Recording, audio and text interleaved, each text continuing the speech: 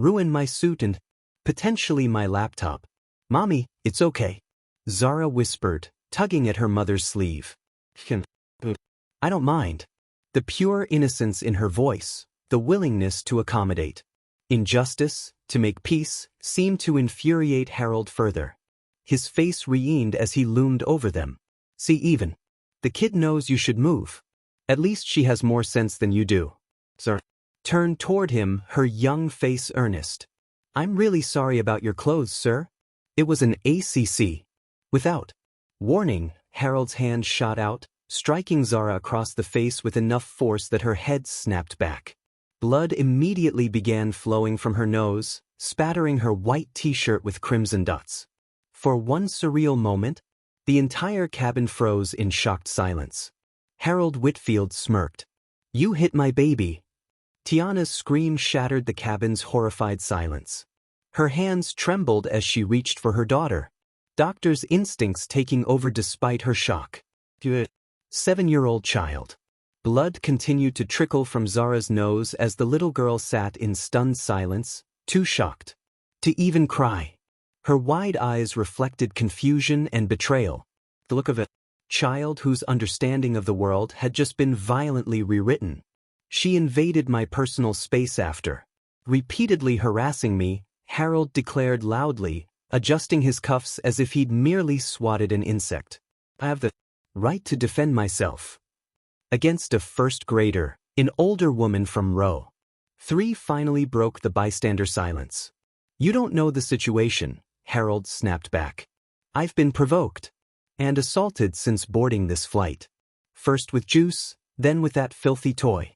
Michelle, the flight attendant, hovered nearby, her face pale. Sir, please return to your seat. I need to report this incident to the captain. Report that this woman and her ill-behaved child have been harassing a premium customer, Harold instructed. And find me another seat immediately. The only seat you should be concerned about is one in a police station, Tiana said through clenched teeth as she pressed a napkin to Zara's bleeding nose. Her hands shook with a mixture of fury and fear, the primal reaction of a mother whose child had been harmed before her eyes. Is that a threat? Harold leaned closer, his voice dropping to a menacing whisper. Do you have any idea who I am? I could buy and sell that hospital you work at 10 times over before lunch. How do you know where I work? Tiana asked, suddenly alert to a new dimension of threat. Harold smiled coldly. Hospital ID is hanging from your bag.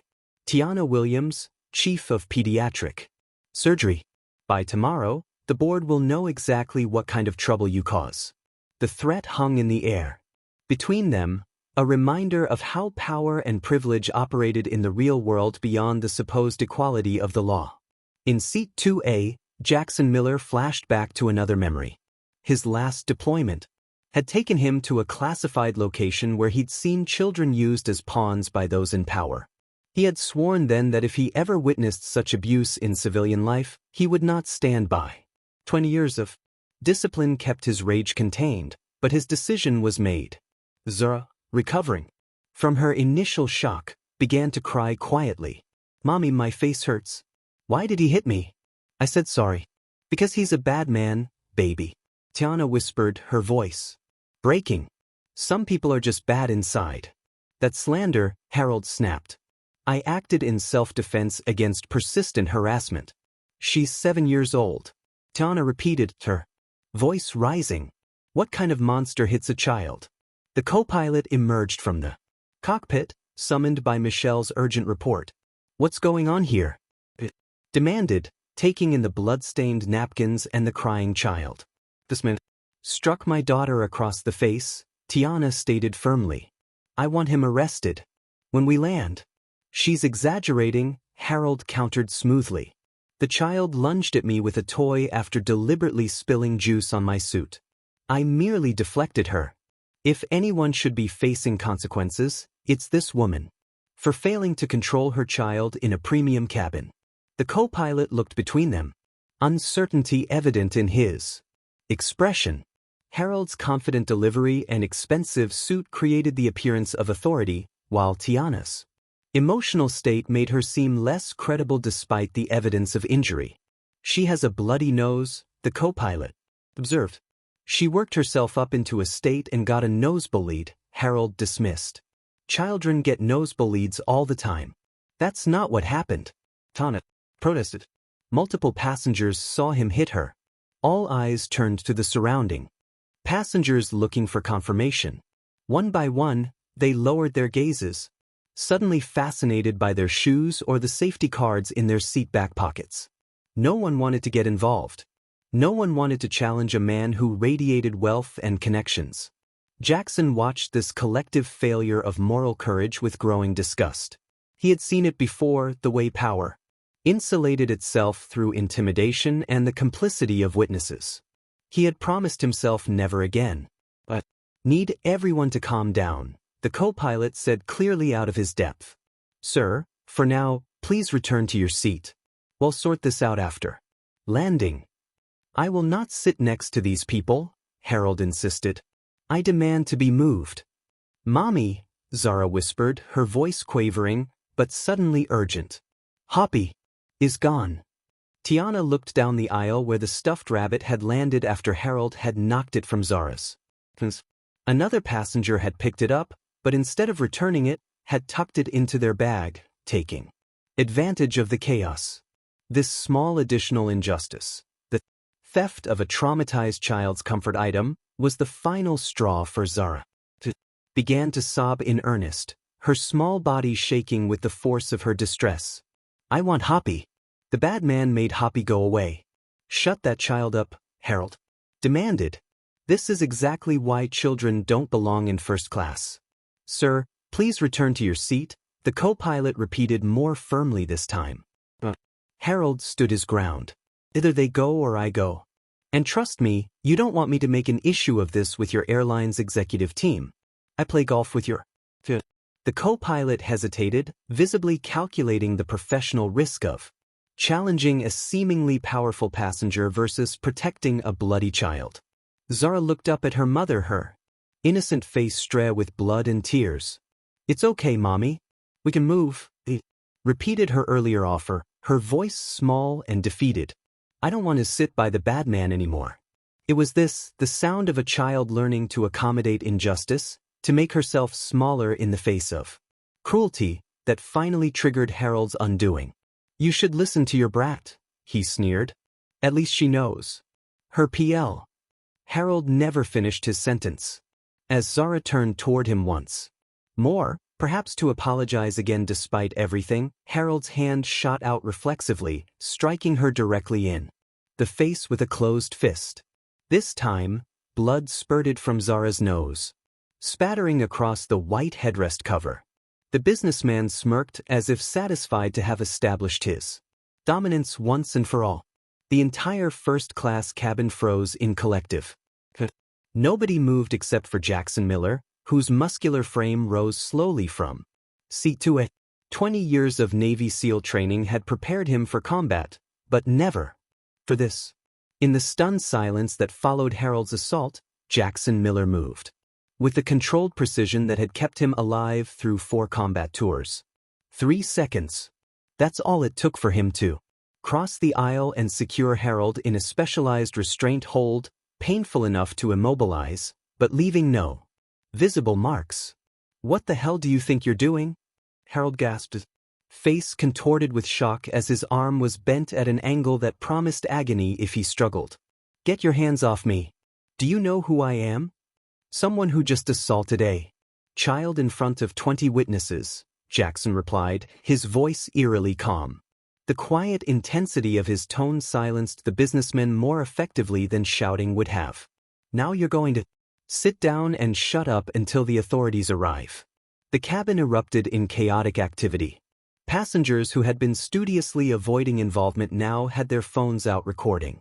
Michelle frantically called for the captain while the co-pilot stood frozen, uncertain whether to help restrain Harold or order Jackson to release him. I am a decorated combat veteran restraining an active threat, Jackson announced clearly, understanding the legal importance of establishing his intentions. I will release him when law enforcement arrives. Tiana had gathered Zara into her arms, pressing a fresh cocktail napkin to her daughter's bleeding nose while whispering reassurances. Her medical training had taken over, but her hands trembled with the particular terror that only comes from seeing one's child harmed. He hit me again, Mommy, Zara sobbed, blood and tears mixing on her small face.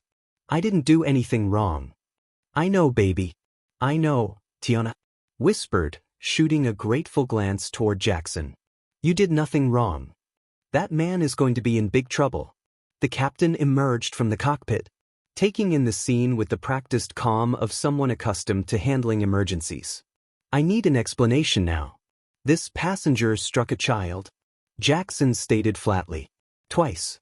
The second time with a closed fist. I am restraining him for the safety of everyone on board. He's lying, Harold protested, though he had grown noticeably paler. This is assault. Sue this entire airline into bankruptcy.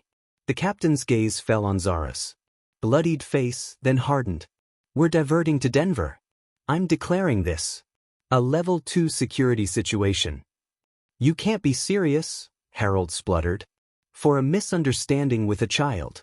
Do you realize what this diversion will cost your airline? Less than my conscience would cost me if I did nothing, the captain replied coldly before turning to Jackson. So can you maintain control of this passenger until we land? Jackson nodded once. With pleasure. As the captain returned to the cockpit to coordinate the emergency landing, Harold attempted to regain control of the narrative. This is ridiculous. I was defending myself. The child has been harassing me since we boarded. I saw everything, Jackson stated, adjusting his hold slightly when Harold tried to squirm. Every word, every action. I'm trained to observe and report with precision. Harold sneered despite his compromised position. And who exactly are you supposed to be? Navy SEAL, 20 years service for combat tours, specialized in hostage rescue and threat neutralization. Jackson recited his credentials without emotion, but the effect on the surrounding passengers was immediate. Ripple of murmurs and wide eyes. Of course, Harold scoffed. A military thug. Using excessive force. The courts will love that. The words triggered a flashback for Jackson, a mission in Afghanistan where his team had been accused of excessive force after preventing a child trafficking operation. The mission had been classified. The accusations had been false, but the memory of being painted as the villain for doing what was right still stung. I used exactly the force necessary to neutralize a threat to a child, Jackson replied evenly. No more, no less. The law allows for reasonable intervention to prevent harm to others. Michelle approached cautiously with a first aid kit, handing it to Tiana. I'm so sorry, Dr. Williams. I should have. I didn't think he would.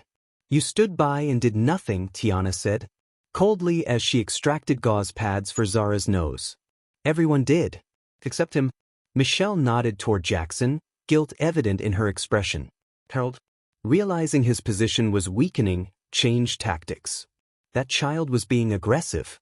I felt threatened. A large black child charging at me. She's 7 years old and weighs 50 pounds. Jackson interrupted, tightening his hold just enough to make Harold gasp. Blood trickled down 7-year-old Zara's nose as the businessman smirked. The entire first-class cabin froze in shock. Nobody moved except for Jackson Miller, whose muscular frame rose slowly from seat 2A. 20 years of Navy SEAL training had prepared him for combat, but never for this. Before we dive into this shocking story, I'd love to know where you're watching from. Drop your location in the comments. Hit that like button and subscribe to follow more stories of justice being served. Can you believe what happens next when this decorated Navy SEAL decides enough is enough? The morning had started like any other for Tiana Williams as she guided her 7-year-old daughter Zara through the bustling Atlanta International Airport. As the chief pediatric surgeon at Grady Memorial Hospital, Tiana was accustomed to high-pressure situations. Today's flight to San Francisco wasn't for leisure. She had been invited to present her groundbreaking surgical technique at a medical conference that could save thousands of children's lives. Mommy, will the plane go above the clouds? Zara asked, her bright eyes wide with excitement as she clutched her beloved stuffed rabbit. Papa, yes, baby. Go so high you might even see angels, Tiana replied, squeezing her daughter's small hand. Despite the early hour, Tiana's phone had already buzzed several times with hospital emergencies she'd handed off to colleagues. This trip was rare quality time with Zara, who often had to share her mother with critically ill children. At the gate, a pleasant surprise awaited them. Dr. Williams, we've upgraded you to first class based on your frequent flyer status, the gate agent announced with a smile. Both you and your daughter Tiana hadn't flown first class in years, always choosing to save the hospital's travel budget for equipment rather than comfort. Thank you, she said, genuinely pleased. That's very kind. As they boarded the aircraft, Zara bounced with each step down the jetway. Are we going to get special cookies? Jamal said, first class has special cookies. Tiana laughed. Maybe, but remember what we talked about on the way here. Zara nodded solemnly. Use my inside voice and remember my manners. That's my girl. The first-class cabin gleamed with luxury. As Tiana settled Zara by the window in seats 2B and 2C, she noticed a man across the aisle in 2A. His athletic build and watchful eyes suggested military training, though he wore civilian clothes. He gave them a polite nod before returning to his book. The peaceful moment was shattered when a man in an expensive gray suit approached row 2. Harold Whitfield, 58 years old with silver hair and a watch that cost more than most cars, stared at his boarding pass, then at Tiana and Zara with undisguised displeasure. I believe you're in my seat, he said coldly, despite his boarding pass clearly showing seat 2D. Sir, I believe we're in the correct seats, Tiana replied calmly, showing her boarding pass. We're in 2B and 2C. Harold's jaw tightened as he realized his mistake. Without apologizing, he slid into seat 2D beside them, immediately pressing the flight attendant call button. A blonde flight attendant with Michelle on her name tag appeared. How can I help you? Sir, I'd like to change seats, Harold said, not bothering to lower his voice. I'm not comfortable with my seating arrangement. Michelle's eyes flicked briefly to Tiana and Zara. I'm sorry, sir, but the flight is completely full today. Surely there must be somewhere else, Harold insisted. Perhaps someone in economy would appreciate an upgrade. Apologize, but company policy doesn't allow seat changes after boarding without a valid reason. Michelle's smile remained fixed, but her discomfort was obvious. Fine, Harold huffed, pulling out his laptop and creating a physical barrier between himself and Tiana. Across the aisle, Jackson Miller observed the interaction with growing interest. As a Navy SEAL with 20 years of service, he had developed a keen sense for trouble brewing. The businessman's behavior had set off warning bells. Jackson had seen that look of contempt before in warlords and terrorists who viewed others as beneath them. The encounter reminded Jackson of his childhood friend Darnell. Growing up in rural Virginia, Jackson had witnessed how differently his black friend was treated. When they were 12, a store owner had accused Darnell of stealing, roughly grabbing his arm while ignoring Jackson, who had actually pocketed a candy bar on a dare. That injustice had shaped Jackson's worldview and eventually led him to a military career where he could stand for something greater than himself. As the plane taxied for takeoff, Harold made another comment. Just loud enough to be heard. First class certainly isn't what it used to be. They let anyone in these days regardless of whether they belong. Tiana stiffened, but focused on helping Zara with her seatbelt. Jackson noticed her hands trembling slightly as she double-cheeked the buckle. Mommy, that man seems angry, Zara whispered, her voice. Recommend you stop talking now. The airline will be hearing from my attorneys. Harold threatened. My family built half of downtown Chicago. We donate millions to political campaigns. When I'm done, none of you will ever work again. The announcement system crackled to life. Ladies and gentlemen, this is your captain speaking. Due to a security incident, we are making an unscheduled landing in Denver. Please remain seated with your seatbelts fastened. Enforcement will be meeting our aircraft. A collective groan rose from the cabin as passengers contemplated missed connections and delayed plans. Several glared at Tiana and Zara as if they were responsible for the inconvenience. This is your fault. One businessman in row 4 muttered loudly enough to be heard. Some people always have to make a scene. Do you stand with Jackson for taking immediate action to protect little Zara, or should he have waited for the flight crew to handle the situation? Comment number 1 if you believe Jackson did the right thing by physically restraining Harold after he struck Zara. Like this video if you would have done the same thing in his position. And don't forget to subscribe to see what happens when this plane lands in Denver with police waiting. What do you think will happen when Harold's powerful connections discover he's been restrained by a Navy SEAL? Will the airline side with the wealthy businessman or the injured child? The plane touched down at Denver International Airport with a jarring thud that seemed to punctuate the tension in the cabin. Jackson maintained his hold on Harold throughout the landing, adjusting only enough to ensure both their seatbelts were properly fastened. The businessman had grown quiet during the descent, a calculating look replacing his earlier rage.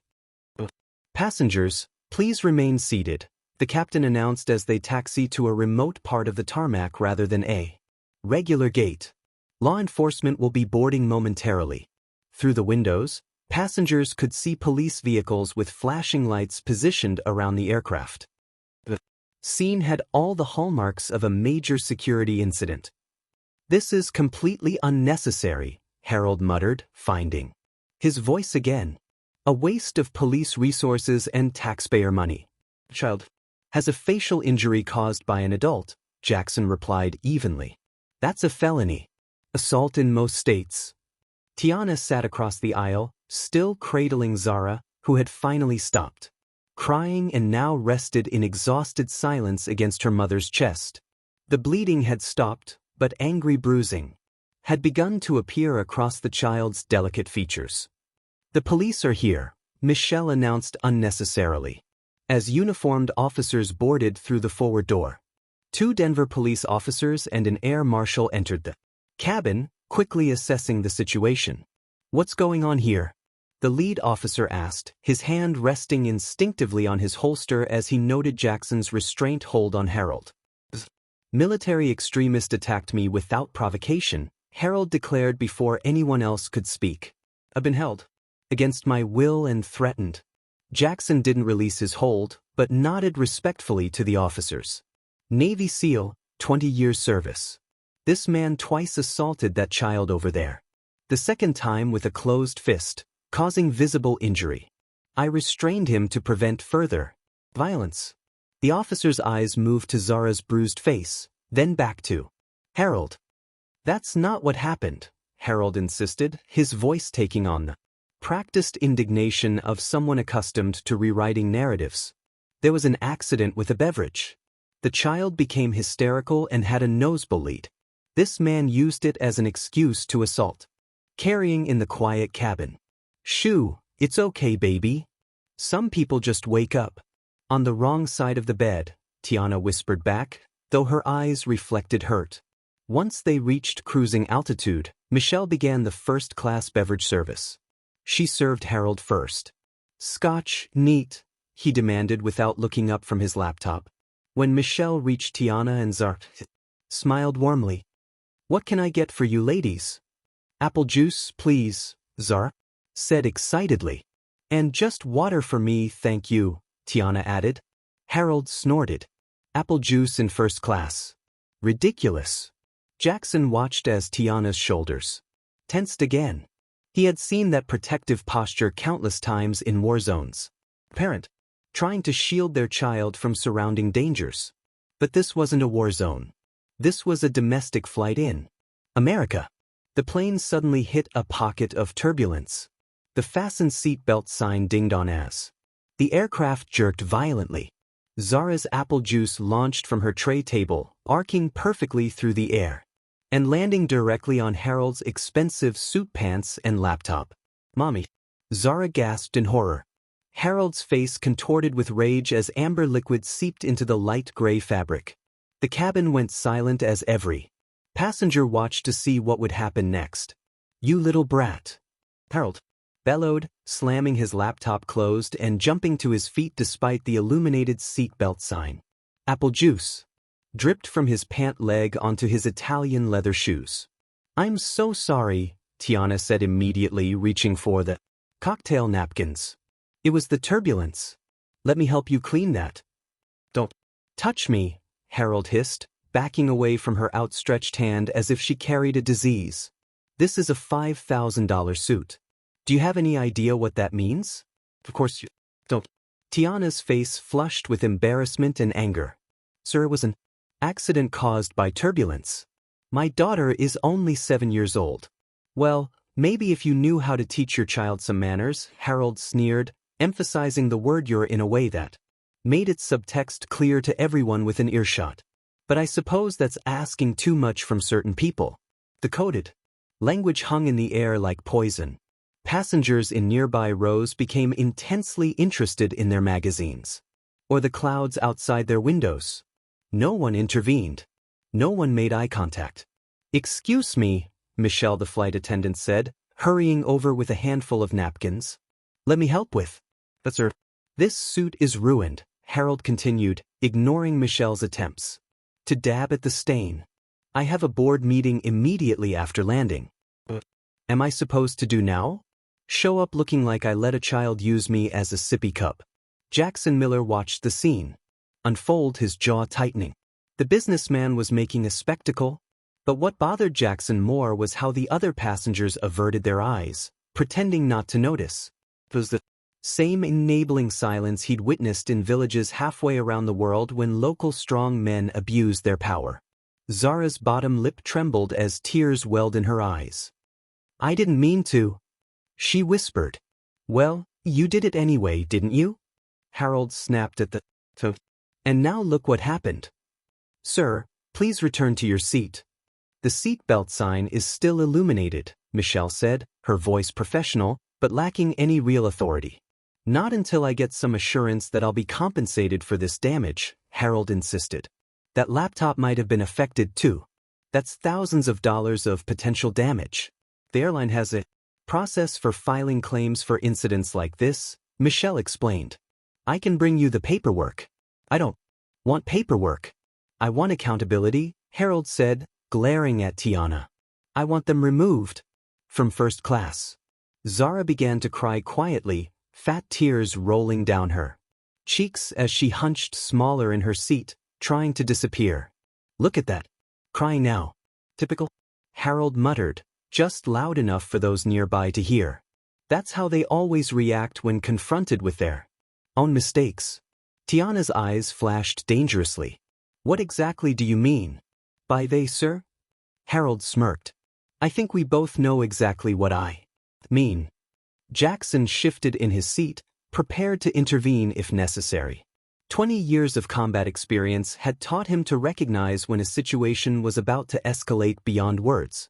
"I'm really sorry about your suit," Mr. Zara said suddenly, wiping her tears and reaching into her small backpack. She pulled out her beloved stuffed rabbit, Hoppy, extending it toward Harold. "Maybe Hoppy can help you feel better. He always makes me feel better when I'm so." The child's innocent gesture of peace offering hung in the air between them. For a moment, Harold seemed taken back by the unexpected kindness. Then his face twisted with disgust. "Keep your filthy toy away from me," he snarled, slapping Zara's hand away with enough force that the stuffed rabbit went flying down the aisle, and the little girl fell back against her seat with a cry of pain and surprise. "Don't you dare touch my daughter," Tiana said, her voice rising as she protectively wrapped an arm around Zara. "Your daughter touched me with her disgusting little toy," Harold countered. "I want you both moved immediately. I'm being harassed and assaulted." Michelle looked helplessly between them. "Perhaps it would be easier if you and your daughter moved to another section, Dr. Williams, just to diffuse the situation." Tiana stared at Michelle in disbelief. You want us to move because he is being inappropriate and aggressive toward a child. I'm just trying to find a peaceful solution, Michelle stammered. The peaceful solution would be for this man to apologize for striking a child. And using racist language, Tiana responded firmly. Racist? I never said anything racist, Harold said loudly, playing to the audience of silent passengers. This is ridiculous. They're playing the race card because their kid doesn't know how to behave in public. As the argument intensified, Jackson found himself transported back to a mission in Somalia 4 years earlier. His team had witnessed a local militia leader bullying a family, threatening them for trivial reasons. His commanding officer had ordered them not to intervene in local matters. Jackson had followed orders then, and the family's home had been burned down the next day. He still remembered the father's eyes, silently pleading for help that never came. I will not be moving, Tiana stated firmly, her professional composure returning. My daughter and I have every right to be here. We were upgraded by the airline based on my frequent flyer status, and we have done nothing wrong. Nothing wrong. Harold scoffed. Your uncontrolled child. Sir, I'm going to need you to release him, the air marshal said to Jackson. We'll take it from here. Jackson complied immediately, stepping back with his hands visible. Helmet. A show of rubbing his shoulder and adjusting his rumpled suit. I want this man arrested for assault and battery. Harold demanded, pointing at Jackson. And I want my attorney contacted immediately. Anyone else witness what happened? The lead officer asked the cabin at large. This was the moment of truth, the point where bystanders could correct their earlier silence. Jackson watched as passengers exchanged uncomfortable glances. Would they speak up now, or would Harold's obvious wealth and connections intimidate them into continued silence? I saw everything. A woman in her 60s spoke up from row 3. That man hit the little girl twice. The second time was a punch. I recorded part of it. Another passenger added, holding up his phone. After the first hit, I started filming. Another and another. Harold's expression soured as he realized the tide of witnesses was turning against him. Those recordings were made without my consent. They're inadmissible. There's no expectation of privacy on a commercial aircraft, sir. The marshal informed him. Check the plane's security cameras, Harold demanded. Changing tactics. They'll show these people are lying. Most commercial aircraft don't have internal security cameras, sir, the lead officer said. But we'll take statements from everyone involved. Michelle stepped forward hesitantly. I need to report what I saw. Harold fixed her with a cold stare. Remember your employment situation before you speak, young lady. The implied threat hung in the air, but Michelle straightened her spine. He hit the child. I saw it clearly both times. This is absurd, Harold protested. I'm being railroaded because of reverse racism. They're targeting me because I'm a successful white businessman. The officers ignored his outburst and approached Tiana. Ma'am, can you tell us what happened? Tiana recounted the events with clinical precision. Her medical training evident in how she described Zara's injuries. The first strike was open-handed. The second was a closed fist to her face with sufficient force to cause immediate bleeding and what will likely be significant bruising. She's exaggerating. Harold cut in. I barely touched the child. Sir, I need you to be quiet while we gather statements. The lead officer warned. Jackson used this moment to access his phone. During the confrontation he had activated a recording app, a habit from his military days when documentation could mean the difference between medal and a court-martial. Officers, I have audio of the entire interaction, starting from when he first complained about sitting near them. Harold paused visibly. You recorded me without consent. That's illegal. Colorado is a one-party consent. The air marshal noted. If he was part of the conversation, he can legally record it. The officers reviewed the footage on multiple phones, including Jackson's audio recording. Passing minute, Harold's position deteriorated. The evidence was overwhelming. Harold Whitfield, you're under arrest for assault on a minor and battery. The lead officer finally announced, "You have the right to remain silent." "This is outrageous." Harold exploded as handcuffs were applied. "Do you know who I am?" "Executive Vice President at West Financial. We manage pension funds for half the police departments in this country." The name drop caused a momentary hesitation in the officers' movements, the invisible power of wealth and connections making itself felt. But they continued the arrest procedure. "My attorney will have me out in an hour," Harold threatened as he was escorted down the aisle. "And then the real consequences will begin for all of you." As Harold was removed from the aircraft, the captain announced that all passengers would need to deplane in Denver for statements. A chorus of groans and complaints followed. "Thanks for ruining everyone's day," a businessman muttered to Tiana as he passed their row. In the terminal, airline representatives distributed food vouchers and rebooking information. Tiana and Zara were escorted to a private room where paramedics examined the child's injuries. Jackson was separated for his own statement, but insisted on staying within sight of the mother and daughter. "You're going to need protection," he told Tiana when they had a moment alone.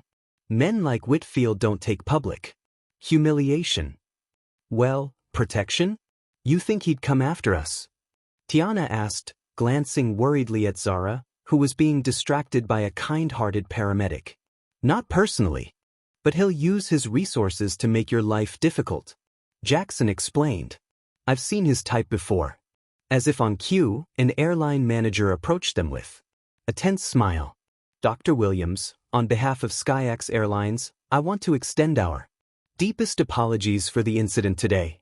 We've arranged hotel accommodations for you and your daughter until we can get you on tomorrow's flight to San Francisco." "Thank you," Tiana said wearily. "Also, the company would like to offer these as a gesture of goodwill." He handed her an envelope containing vouchers for future flights. "We hope this doesn't dissuade you from flying with us again." Jackson raised an eyebrow at the poultry offering vouchers in exchange for a child's trauma and physical injury. "Mr. Whitfield was right about one thing," the manager added in a lower voice. "He does have connections to our executive team. They've asked me to convey that if this incident could be resolved quickly and quietly, the airline would be very grateful." Tiana stared at him in disbelief. "My 7-year-old daughter was punched in the face by one of your first-class passengers, and you're asking me to keep quiet about it?" The manager backpedaled quickly. "Not at all, Dr. Williams. We just hope to avoid unnecessary publicity while the legal process takes its course. I think you should leave now," Jackson suggested to the manager, his tone making it clear this wasn't really a suggestion. After the manager retreated, Tiana's phone rang. She answered, listened for a moment, then ended the call with a shaking hand. "What is it?" Jackson asked. "That was the Denver police. Harold Whitfield has already been released on bail," she said, her voice hollow with disbelief. "He made one phone call from the station and 20 minutes later he walked out. That fast, even for someone with connections." "That's impressive," Jackson noted grimly. "They said he's been ordered to stay away from us." But Tiana looked at her daughter with naked fear in her eyes. They were checking into the airport hotel an hour later. Tiana received another call. This one from a private number. Her face grew progressively paler as she listened. "Who was that?" Jackson asked when she hung up. "Someone who didn't identify themselves," Tiana said quietly so Zara wouldn't hear. "They said if I pursue charges against Harold Whitfield, they'll make sure I lose my medical license for pattern of instability and false accusations. They knew details about my custody arrangement with Zara's father. They knew where my mother lives in Atlanta." Her voice broke. How could they know all that so quickly? Jackson's expression darkened. This confirmed his suspicions about Whitfield's reach. "Don't delete that call. It's evidence of witness intimidation." "What am I supposed to do?" "I can't risk my career or my daughter's safety," Tiana whispered. "You're not in this alone anymore," Jackson assured her. Pulled out his phone and made a call of his own. "Devin. Jackson Miller. Favor.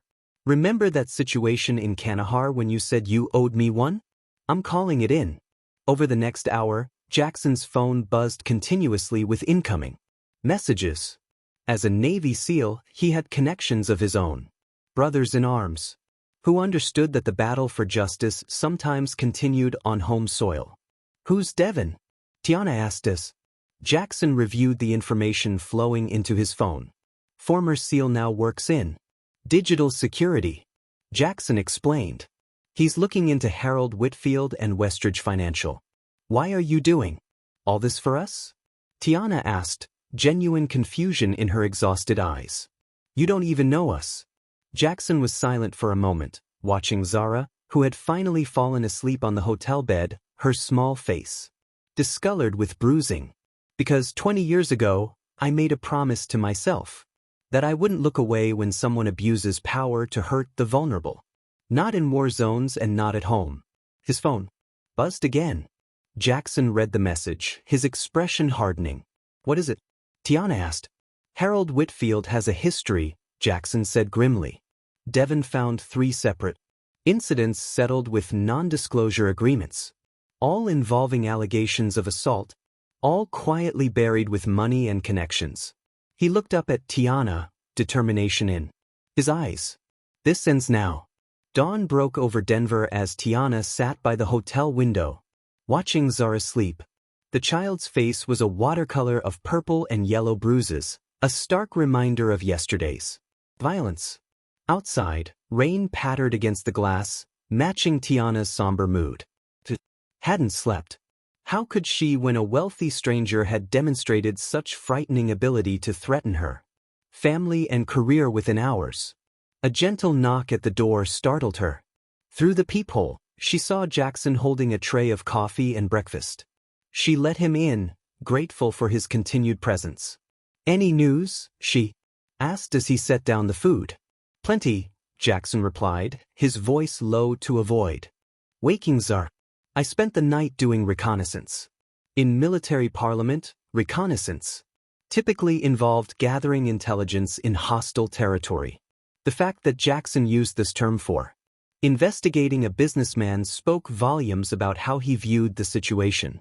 "Westridge Financial isn't just any investment firm," Jackson explained, pulling out his phone to show Tiana what he discovered. "They're a major airline investor with an 8% stake in SkyX. That's why the airline manager was so eager to buy your silence with vouchers." Tiana's hands trembled slightly as she accepted the coffee cup. "That explains the pressure from the airline, but not how someone got my personal information so quickly." "That's where it gets interesting," Jackson said, swiping to another screen. "Westridge has a subsidiary called Nexus Security Solutions that specializes in information acquisition. They have contracts with several airlines for passenger profile enhancement." "Meaning what exactly?" "Meaning they can access your entire digital footprint from the moment you book a ticket," Jackson explained. "Medical credentials, family connections, financial status, all available to them within minutes." Tiana sat down her coffee, suddenly feeling ill. "So when Harold realized who I was, he likely had your information before the plane even took off," Jackson confirmed. "The threatening call you received was no coincidence. It was calculated intimidation based on harvested data." On the bed, Zara stirred and whimpered in her sleep, her small hand rising to touch her bruised face. Tiana rushed to soothe her, murmuring gentle reassurances until the child settled again. "She had nightmares all night," Tiana whispered, returning to Jackson. "She keeps asking why the man hated her so much." Jackson's jaw tightened. As a combat veteran, he'd witnessed countless acts of violence, but few things affected him as deeply as harm to children. "How's her physical condition?" "The bruising looks worse than yesterday, but that's normal with facial injuries," Tiana replied, her medical training evident in her assessment. "No signs of concussion or orbital fracture, thankfully." Jackson nodded, then hesitated before sharing his next discovery. "There's more." Devin found a pattern of similar incidents involving Whitfield. 3 settlements with non-disclosure agreements in the past 5 years, all following allegations of assault. "Children?" Tiana asked, horror creeping into her voice. 2 flight attendants and 1 hotel concierge. All people in service positions who supposedly disrespected him. All people of color. Jackson's expression darkened. The NDAs were ironclad with severe financial penalties for speaking out. And the victims agreed to this when the alternative is career destruction and legal bankruptcy. Most people can't afford to fight someone with Whitfield's resources, Jackson explained. The system is designed to make silence the only practical option. Before Tiana could respond, her phone rang. Another unknown number.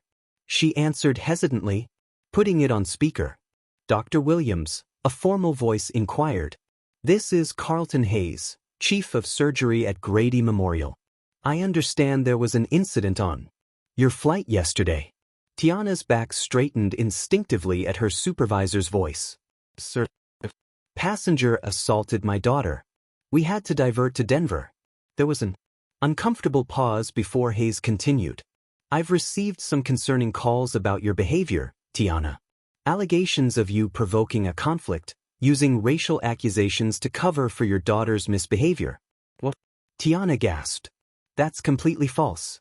My daughter was punched in the face by a grown man. There are multiple witnesses and recordings. I understand, Hayes said, his tone indicating he didn't entirely believe her. However, the hospital board is concerned about potential negative publicity. The person who contacted us has significant influence with several board members and major donors. Whitfield got to your hospital already, Jackson muttered, shaking his head in disgust. Who was that? Hayes asked sharply. Do you have someone listening to our conversation? A friend who's helping us, Tiana replied, shooting Jackson an apologetic glance. Sir, I have documented injuries to my child and multiple witness statements. This isn't a matter of interpretation. Nevertheless, Hayes continued stiffly, the board suggests you consider resolving this matter quickly and quietly. Your upcoming review for department head could be affected by how this plays out in the media. After ending the call, Tiana sat in stunned silence. He's threatening my career now. How is this happening so quickly? Men like Whitfield have spent decades building networks of influence, Jackson explained. One call activates an entire system, designed to protect power and privilege. A knock at the door interrupted them. Jackson motioned for Tiana to stay back while he checked the peephole. Instead of another threat, they found it. Denver police detective, Maria Gonzalez, according to her identification. Dr. Williams, I'd like to speak with you about yesterday's incident, Detective Gonzalez said, her sharp eyes taking in Jackson's protective stance. And you are Jackson? Friend of the family, he replied, not entirely untruthfully given how quickly they'd been bonded by crisis. Detective Gonzalez seemed skeptical but didn't press the issue. I'm investigating the assault on your daughter. I understand Mr. Whitfield has already been released on bail. Less than an hour after arrest, Tiana confirmed. Bitterly. That's unusually fast, even for someone with resources, Gonzalez noted, her tone suggesting professional displeasure. I wanted to check if you've experienced any contact from Mr. Whitfield or his associates. Since then, Tiana described the threatening call and the pressure from her hospital. Gonzalez took detailed notes, her expression growing increasingly concerned. This fits a pattern we've been tracking, she admitted. Several assault cases involving influential perpetrators have been systematically buried in the past year. Victims intimidated, evidence disappearing from police databases, witnesses suddenly changing statements.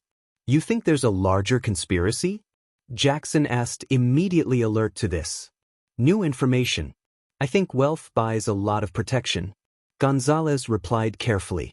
I think corporations have become very efficient at making problems disappear. As if to prove her point, Tiana's phone chimed with an email notification.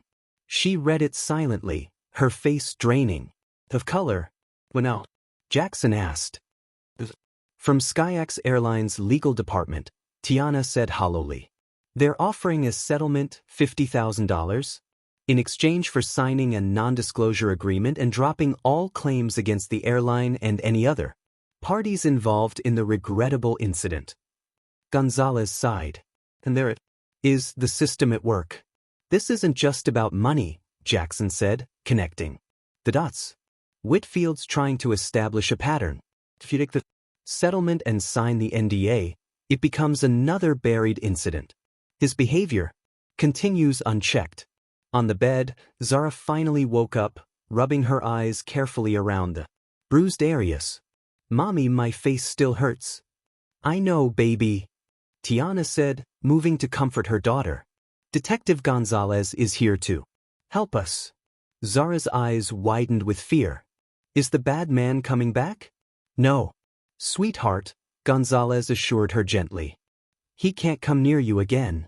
But the child's fear was evident in how she clung to her mother, in how her eyes darted nervously toward the door. The psychological impact of the assault was written in her body language, a new weariness about the world and its safety. "I want to go home," Zara whispered. "I don't like it here." The simple statement crystallized the impossible position Tiana found herself in. Fighting would mean prolonging her daughter's trauma and potentially sacrificing her career. Accepting the settlement would mean allowing injustice to continue unchallenged. Jackson watched the internal struggle play across Tiana's face. He recognized it well, the same calculation he'd had to make in war zones when principle collided with practicality. "There might be another option," he said finally. "If this is part of a pattern, then other victims might be willing to break their silence if they knew they weren't alone. The NDAs have severe penalties," Gonzalez reminded him. "Only if the disclosures are made public." Jackson countered. "But what if they spoke confidentially to law enforcement about a pattern of criminal behavior?" NDAs can't legally prevent reporting crimes. For the first time since the assault, a glimmer of hope appeared in Tiana's eyes. "You think we could find others willing to come forward?" "With the right approach," Jackson nodded. "My team specializes in extracting people from seemingly impossible situations." "Your team?" Gonzalez raised an eyebrow. Jackson met her gaze steadily. "Former Navy SEALs with specialized skills in intelligence gathering and strategic operations. All legal," he added, though his tone suggested they occasionally operated in gray areas when necessary. "I don't want to know details," Gonzalez decided, standing to leave. "But if evidence of a pattern of criminal behavior happened to find its way to my desk, I would be obligated to investigate." After the detective departed, Tiana turned to Jackson. "Is this really possible? Going against someone with Whitfield's resources?" Jackson's phone buzzed with an incoming message. He read it, then looked up with grim satisfaction. Devon just identified 2 more incidents involving Whitfield. Different airlines, similar patterns, all buried with NDAs. He pocketed his phone with determination. "Yes, it's possible, but it won't be easy. And it won't be quick. I have a medical conference presentation in 3 days, Tiana."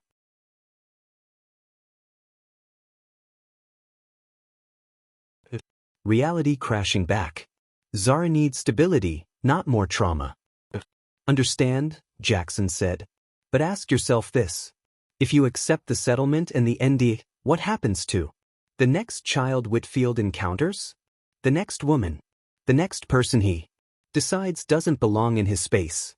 The question hung between them, heavy with moral weight. Zara's small voice broke the silence. "Mommy, did I do something wrong on the plane?" "No, baby," Tiana answered immediately, gathering her daughter close. "You did nothing wrong. Then why did that man hurt me?" The innocent question, the fundamental plea for the world to make sense, solidified Tiana's resolve. "Because he's done it before and nobody stopped him," she answered honestly. "But this time is different."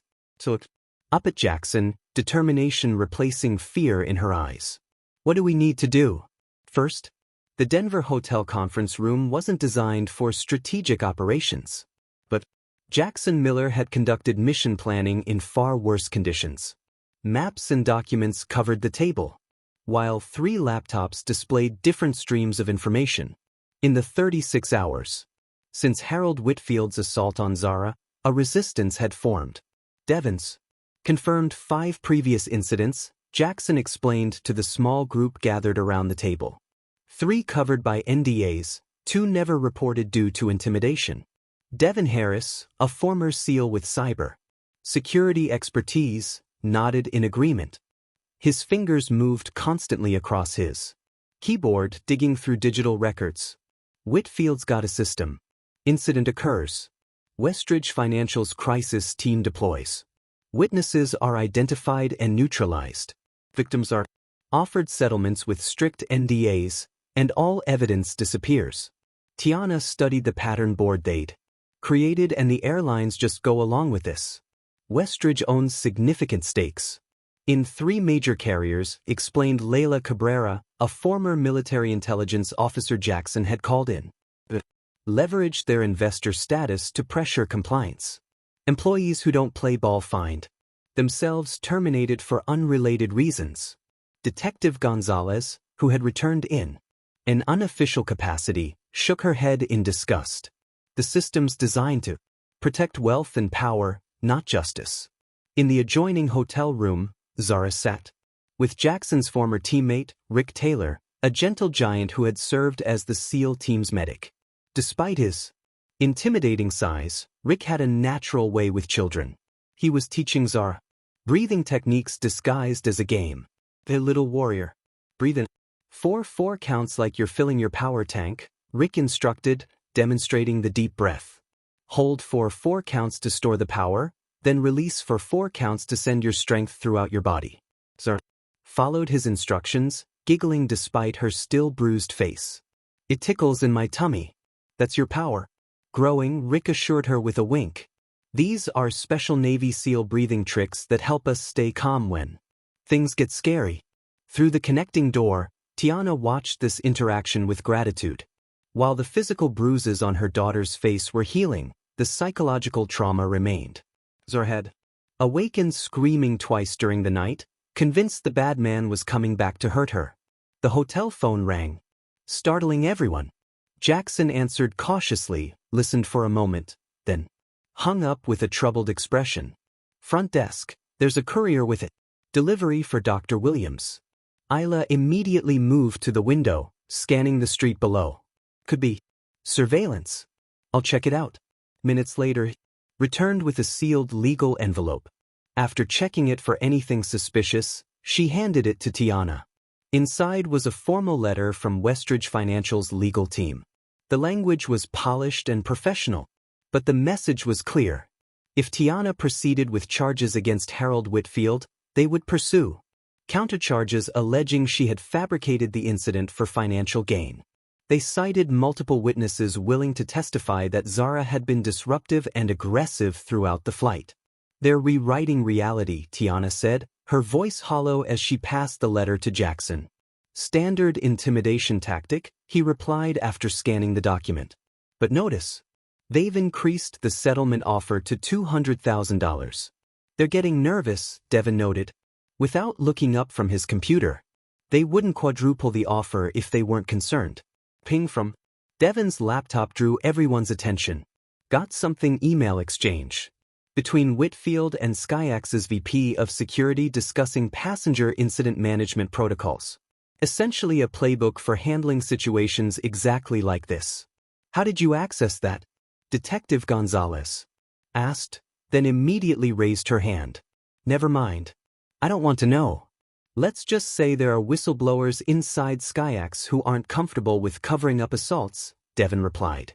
Cryptically, Jackson's phone buzzed with a notification. A video had been posted to social media, showing the aftermath of Whitfield's assault on Zara. Though it didn't capture the punch itself, it clearly showed the child's bloodied face and Whitfield's aggressive behavior afterward. It's trending, Jackson noted with grim satisfaction. Hashtag Justice for Zara is gaining traction.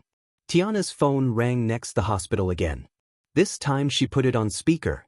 For everyone to hear. Tiana, it's Hayes again. The board is extremely concerned about this social media situation. Mr. Whitfield's attorneys have contacted us directly threatening legal action against the hospital for your defamatory campaign. I haven't posted anything, Tiana protested. Nevertheless, this is becoming a significant liability issue. I'm afraid we need to place you on administrative leave pending resolution. The call ended with Tiana staring at the phone in disbelief. He just suspended me. My entire career. They're isolating you, Jackson explained, recognizing the tactic from his military days. Cut off support systems, create financial pressure, force capitulation. We need to accelerate, Devin announced. Looking up from his screen. Whitfield knows we're gathering information. He started scrubbing digital records. Too late, Isla said with a satisfied smile, holding up a flash drive. We've already copied everything. Gentle knock at the connecting door preceded Rick poking his head in. Someone needs her mom, he said softly. Tana immediately went to the adjoining room where Zara sat on the bed looking small and vulnerable. What's wrong, baby? Drew a picture, Zara said, holding up a crayon drawing. Rick said it might help me feel better. The drawing showed crude stick figures on what was clearly an airplane. A large figure with an angry red face stood over a small figure with brown skin. Crayon marks streaked from the small figure's face. In the background, another figure stood, with what appeared to be a superhero cape. That's the bad man, Zara explained, pointing to the angry figure. And that's me when he hurt me. Her finger moved to the caped figure. And that's Mr. Jackson coming to help. The simple drawing with its raw emotional content hit Tiana harder than any medical report or legal document. This was how her 7-year-old now saw the world. A place where bad men could hurt you without reason. Where safety depended on superheroes intervening. Can I keep this? Tanether. Voice thick with emotion. I think it might help other people understand what happened. Zara nodded solemnly. Says, sometimes pictures tell stories better than words. When Tiana returned to the conference room, she placed the drawing in the center of the table. This is why we're fighting, she said simply. Jackson studied the child's drawing, his expression hardening. As a SEAL, he'd been trained to compartmentalize emotion, to function even when surrounded by horror. But certain things cut through that training, the vulnerability of children chief among them. Devin, what's our timeline look like? He asked, refocusing on the mission. Whistleblower from Michelle's flight attendant union is willing to talk.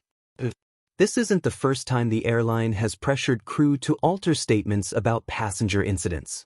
We need more than just our case, Detective Gonzalez cautioned. To establish a pattern of behavior that would override the NDAs, we need multiple victims willing to come forward. Working on it, Isla replied. I've identified 3 of the previous victims. One's already agreed to speak. Confidentially. Jackson's phone rang, an unlisted number he recognized from his military days. Stepped away to take the call, speaking in low tones before returning to the group with renewed purpose. Those Commander Wilson from Navy Intelligence, he announced.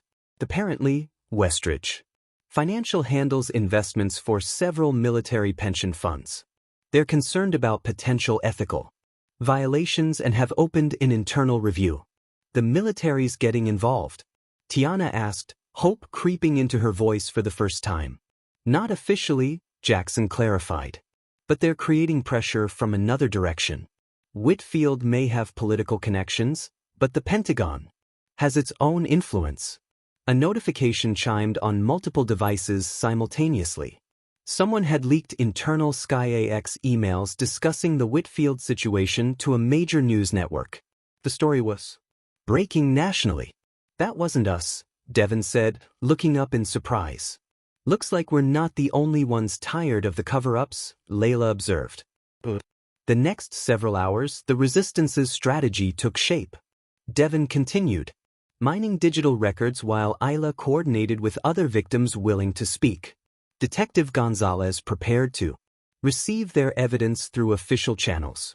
Rick worked with Zara, helping her process her trauma through art and child-friendly exercises adapted from military resilience training. Throughout it all, Jackson remained the calm center, directing their efforts with the precision and focus that had made him an elite SEAL. For him was another mission. Different terrain, different adversary, but the same fundamental objective. Protect the vulnerable from those who abused power. That evening, as their impromptu command center quieted, Tiana found Jackson standing alone by the window, watching the Denver skyline. "Thank you," she said simply, joining him. "I would have given up without you." Jackson shook his head. "No, you wouldn't have. You're a fighter. How can you be so sure?" "Tana, you barely know me. I've spent 20 years evaluating people under pressure," Jackson replied. "When Whitfield hit Zara the first time, you didn't cower or plead. You stood your ground." He turned to face her fully. "That's not someone who gives up."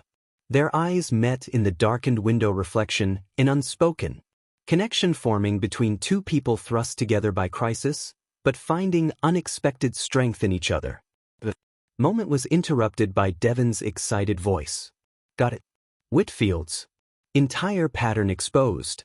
6 incidents over 3 years, all following the same playbook. Gathered around Devon's laptop, Jackson allowed himself a small smile of satisfaction. The tide was turning. Whitfield had built his system of intimidation and cover-ups on the assumption that isolated victims wouldn't have the resources or courage to fight back. He hadn't counted on them finding each other or having a Navy SEAL on their side tomorrow. Jackson told the team, "We take this public." The Denver County Courthouse buzzed with unusual activity for a preliminary hearing. Media trucks lined the street outside. Reporters jostling for position near the entrance. Inside courtroom 3, every seat was filled. A mix of journalists, legal observers, and curious public drawn by the viral story of a wealthy executive punching a child. On an airplane, Tiana sat at the plaintiff's table, her posture perfect, despite her exhaustion. Beside her, a prosecutor from the district attorney's office arranged documents with methodical precision. Jackson sat directly behind them in the first row of the gallery, flanked by Devon and Isla. Their presence formed a protective barrier between Tiana and the crowded courtroom. The defense table told its own story of power and privilege. Harold Whitfield sat surrounded by 3 attorneys from Preston and Holcomb, one of the nation's most expensive law firms. His silver hair was freshly cut, his navy suit impeccably tailored to project respectability and authority. To a casual observer, he looked incapable of the violence described in the charges. "All rise," the bailiff announced as Judge Evelyn Martinez entered the courtroom, known for her no-nonsense approach and strict adherence to procedural fairness. Judge Martinez represented both opportunity and risk for Tiana's case. After the formal opening, Harold's lead attorney, James Preston, immediately filed a motion to dismiss all charges. "Your Honor, this case represents a profound miscarriage of justice," Preston began, his voice resonating with practiced conviction. "Mr. Whitfield, a respected businessman and philanthropist, has been subjected to a coordinated campaign of defamation based on a minor misunderstanding during air travel." Preston painted a picture of Harold as the true victim, a distinguished executive who had simply defended himself against an unruly child after being provoked with spilled beverages and invasions of personal space. Characterized Tiana as an opportunist seeking financial gain and media attention. Furthermore, Preston continued, Mr. Whitfield has been tried and convicted in the court of public opinion through an orchestrated social media campaign designed to prejudice any potential legal proceedings. Jackson observed Harold during his attorney's presentation. The businessman maintained a somber, dignified expression, occasionally shaking his head slightly at particularly egregious accusations, as if pained by such misrepresentation. It was a masterful performance of injured innocence. When the prosecutor rose to respond, her approach offered stark contrast. Your Honor, the facts in this case are straightforward and supported by substantial evidence. Mr. Whitfield struck a 7-year-old child, not once, but twice, The second time with a closed fist with sufficient force to cause bleeding and bruising. She presented the collection of witness statements, photos of Zara's injuries, and video footage captured by passengers. This is not a misunderstanding or a defensive reaction. This is a grown man